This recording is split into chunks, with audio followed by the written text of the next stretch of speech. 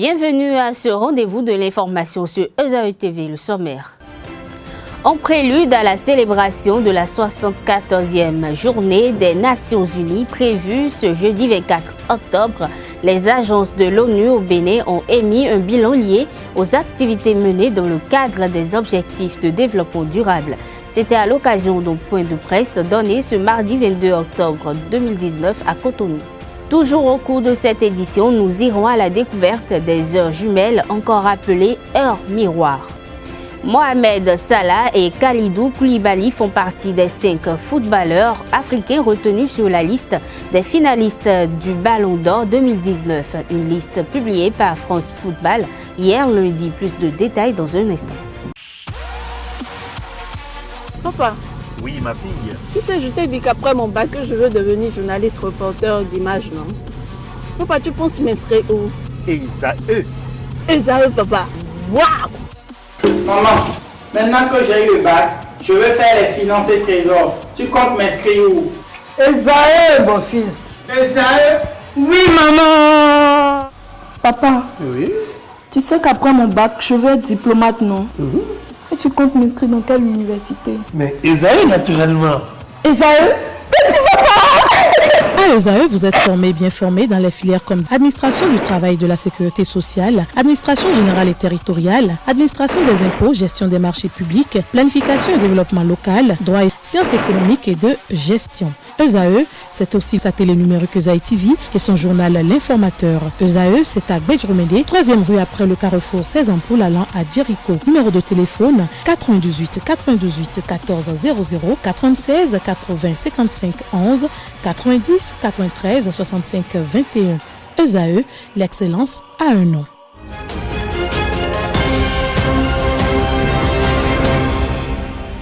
La communauté internationale célèbre ce 24 octobre la 74e journée des Nations Unies et le 30e anniversaire de la Convention des droits de l'enfant. À la veille de cette double célébration, le système des Nations Unies et les agences du Bénin ont rencontré les hommes des médias béninois pour faire le point du respect des engagements pris par le Bénin et les résultats atteints dans le cadre des objectifs de développement durable ODD. Nos reporters ont pris part à cet échange. Voici le compte-rendu d'Anifat Boukari et Carles Kitome. Le 24 octobre prochain sera célébré le 114e anniversaire de la Journée des Nations Unies au Bénin. En cette occasion, un déjeuner de presse a été organisé par les agents du système des Nations Unies au Bénin pour s'entretenir avec les professionnels des médias sur cette institution internationale qui appuie le gouvernement du Bénin dans un esprit de partenariat et de transparence à travers le plan cadre des Nations Unies pour l'aide au développement PNUAD qui constitue l'instrument conjoint des agents du système des Nations Unies pour la mise en œuvre de l'agenda 2030 au Bénin. Le cadre de coopération que nous avons avec le Bénin, qui est sur la période 2019-2023, constitue le cadre de référence de nos interventions avec le gouvernement. Et c'est à travers ce cadre de référence que nous apportons notre contribution à la réalisation de l'agenda 2030 et les objectifs de développement durable. Et cela, bien sûr, en lien avec les priorités nationales telles que déclinées. Je pense que c'est très important à le signifier. Je voudrais également aussi, si vous le permettez, me féliciter de la qualité de la collaboration et du partenariat que nous avons entre les agences du système des Nations Unies et le gouvernement du Bénin, bien sûr, à travers le gouvernement, toutes les hautes autorités nationales de ce pays. Dans le cadre de cette célébration, plusieurs activités sont prévues par l'UNICEF pour l'épanouissement et l'éducation des enfants. Et entre autres activités, il y aura une séance de vidéoconférence à laquelle prendront part les enfants. Et l'une des activités phares est le concours de production des médias sur la protection des enfants. Il y a une consultation des jeunes filles du Bénin à l'occasion de la Journée internationale de la fille. Et c'est une consultation pour mettre en exergue le droit de la fille. Le lancement de cette consultation a été fait le 11 octobre dernier, lors de la Journée internationale de la fille. Le lancement a été fait par le ministère des Affaires sociales, ensemble avec les partenaires, notamment UNFPA, Plan International, CARE International et les autres. Les produits de cette consultation sera aussi exploité le 20 novembre. Ensuite, il est prévu d'éclairer l'étoile rouge en bleu.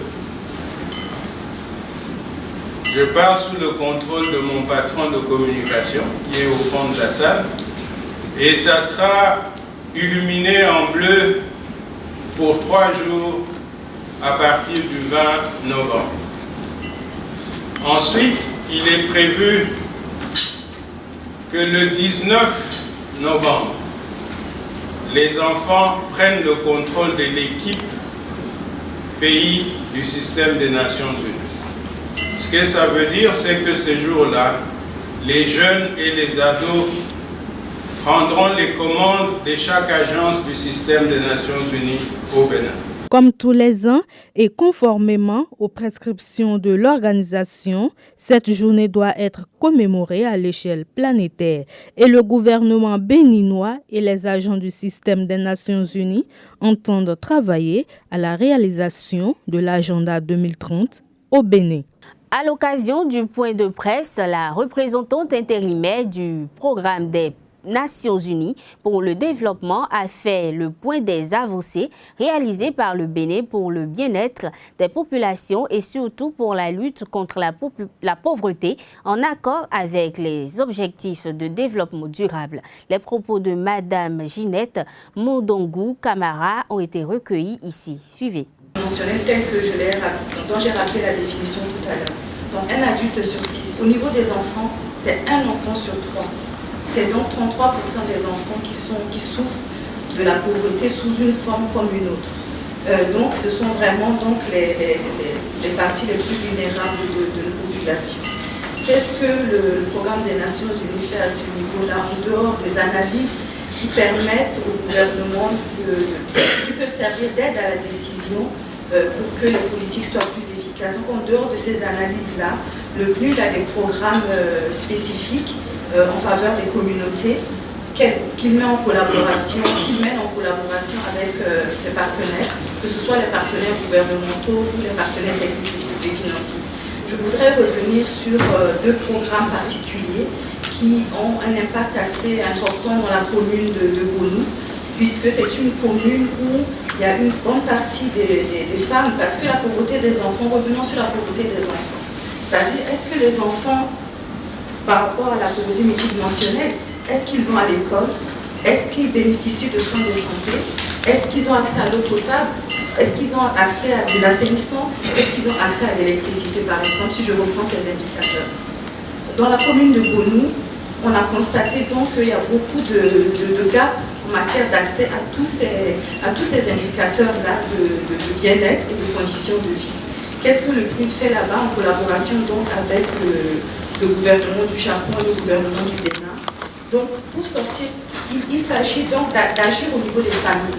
Parce qu'une famille, comme l'a rappelé tout à l'heure la représentante de l'UNFPA, c'est au niveau donc ça commence au niveau de la famille qui met au monde l'enfant, après comment elle va prendre en charge l'enfant. Comment prendre l'enfant, c'est au niveau de la famille. Donc le PNUD va intervenir plus largement au niveau des familles. Dans un premier temps, dans la majeure partie du temps, on intervient au niveau des populations de manière générale. Donc au niveau, il s'agit surtout d'intervenir auprès des femmes qui sont dans la commune de Bonou par exemple, qui ne disposent, pour qu'elles aient accès donc à des terres cultivables, parce que quand elles n'ont pas de revenus, elles ne mettent pas les enfants à l'école. Les enfants, quand ils vont à l'école, ils ne mangent pas, ils n'assistent pas, etc. Et donc, il y a ce projet qui s'appelle Projet Commune du Millénaire, qui a permis donc de mettre en place des activités génératrices de revenus dans 5 arrondissements que compte la commune pour une population de près de 45 000 habitants. C'est initié donc par le gouvernement du Bénin et du Japon et donc mise en œuvre par le PNUD. Et donc c'est pour prendre en charge donc, ces femmes en situation de fragilité afin qu'elles puissent se prendre en charge elles-mêmes et leurs enfants. Donc par exemple, dans ces communes-là, on met en place des plateformes multifonctionnelles équipées de mini-centrales solaires qui permettent aux femmes d'avoir des activités, de disposer d'unités de transformation. Donc elles vont fabriquer du gari, elles vont fabriquer de l'huile de palme, etc. Et il y a des témoignages d'une femme par exemple qui dit que si on compare les femmes qui dans ces communes-là travaillent dans une carrière de sable par exemple, qui vont gagner par exemple 12 000 francs CFA, si on prend donc les femmes qui sont accompagnées au niveau de ces communes-là, on va voir qu'elles peuvent avoir des revenus qui peuvent monter jusqu'à 40 000 francs CFA. L'homme ne meurt jamais, mais lorsqu'il se laisse dominer par la réalité du temps, il subit le phénomène de la mort. C'est ce que nous explique ici le maître spiritualiste Elmoncio Godson sur le mystère qu'est la mort. Suivons-le au micro de Jacques Maouillon d'Almeida. J'ai mis donc des jours à lui répondre parce qu'il fallait justement que je lui donne la réponse qu'il faut. Réponse que l'ange de la mort, dans la rencontre que j'ai eue avec cette entité-là, m'a également donné, m'a confirmé en disant que en réalité, l'homme ne meurt jamais. C'est très important de comprendre ça et que la mort ne survient que parce que nous croyons à la réalité du temps. Que se passerait-il ici et maintenant tout de suite si le temps n'existait plus? Si ça s'arrête. Au même moment, lorsque Einstein Albert était venu à un moment, à une époque donnée, tout le monde lui faisait comprendre que le temps est absolu, que le temps est invariant. Mais à un moment donné, il s'est posé une autre question socratique en disant, et si en fait le temps était variable? Et si en fait l'espace était variable? Il a fait donc une remise en question. La mise en question ou la questionologie est l'élément qui nous permet généralement de remettre en cause les fondements même sur lesquels on a élaboré un certain nombre de vérités ou d'évidences. Et donc je viens dire simplement, poser la même question, à savoir, que se passerait-il là tout de suite si le temps n'existait pas? Alors qu'au même moment, on a prouvé, la science prouve aujourd'hui que le temps n'existe pas, que le temps dépend de l'observateur, le temps dépend de l'individu. On ne peut pas calculer le temps, on ne peut pas définir le temps. On définit la durée, mais on ne peut pas définir le temps. Donc le temps n'existe en réalité que dans notre esprit.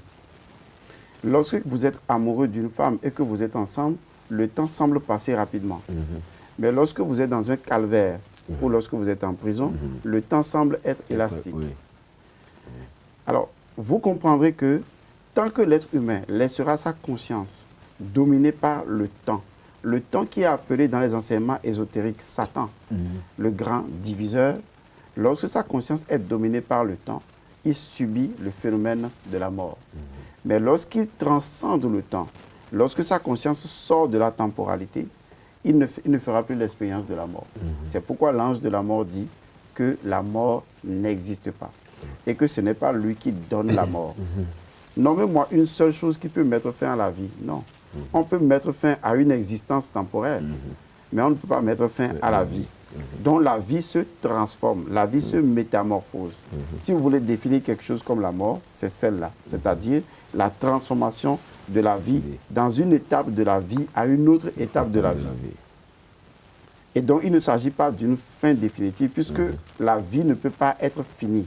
La vie est illimitée, on ne peut pas y mettre fin. On ne peut pas tuer la vie. On peut tuer une forme de vie. L'heure jumelle n'est rien d'autre que le principe de gémellité qui nous montre que chaque chose a son semblable sur la Terre, ce qui traduit la loi de l'attraction. Ainsi, quand nous tombons par hasard sur deux chiffres identiques sur notre montre, cela veut dire que la nature attire notre attention sur un phénomène. Reçu sur l'émission Au cœur du mystère par Marion Jacques d'Almeida, le maître spiritualiste Elmoncio Godson nous en dit plus. Avant de comprendre ce qu'on entend par les heures jumelles, il faut comprendre d'abord ce qu'on appelle le principe de la gémellité. La gémellité, c'est justement l'état de jumeaux. C'est le fait des jumeaux. C'est ça qu'on appelle la gémellité. Donc, on parlera de la gémellité de l'heure ou la gémellité des heures. Alors, la science des jumeaux ou la gémellité a toujours existé dans toute tradition. Vous n'ignorez pas que dans notre tradition béninoise, lorsqu'on a des jumeaux, c'est très important dans une famille. Et les jumeaux sont protecteurs, les jumeaux sont des divinités. Et quand vous allez consulter, parfois, on vous dit « Ah, vous avez des jumeaux. » Et c'est grâce à ces jumeaux-là que vous êtes. Pourquoi? Parce que lorsque vous analysez la science occulte elle-même, vous constatez que tout est double dans la vie. Et le monde d'en haut est semblable au monde d'en bas. Et les jumeaux traduisent une loi précise, la loi de l'attraction, la loi de l'attirance réciproque. Quand vous voyez deux choses de même état, ces deux choses finissent naturellement par s'attirer. Ça veut dire que quand vous prenez deux jumeaux, quelle que soit la distance, de par le fait que ce sont des jumeaux, ils finissent toujours par communiquer d'une manière ou d'une autre. Donc, lorsqu'il arrive à un moment donné que l'intérieur et l'extérieur communiquent, que le monde invisible et le monde visible communiquent, à un moment donné, la conscience de l'individu se positionne sur ce qu'on appelle les heures jumelles. Donc, les heures jumelles ne sont que entre griffes. Vous avez parlé de hasard. Le hasard n'existant pas, comme vous l'avez dit, il y a une forme de synchronicité des couleurs, des énergies et des mouvements. Donc, à un moment donné, il se produit cette synchronicité-là, où l'individu, sa conscience est totalement orientée vers sa montre et il tombe justement sur des chiffres ou des nombres qui se répètent. Et quand il voit cela, cela veut dire qu'il se produit une synchronicité entre le monde d'en haut et le monde d'en bas. Donc, il y a une forme de couloir qui s'est ouvert entre le monde astral, d'ailleurs, et le monde physique.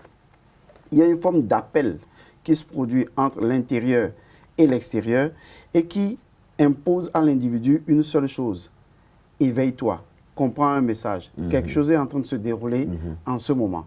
C'est comme si vous avez toujours eu des enfants un à un, et du coup vous avez des jumeaux. C'est assez irréel. Quand vous avez une seule personne qui danse, bon, on dit ça, il danse, il fait son show.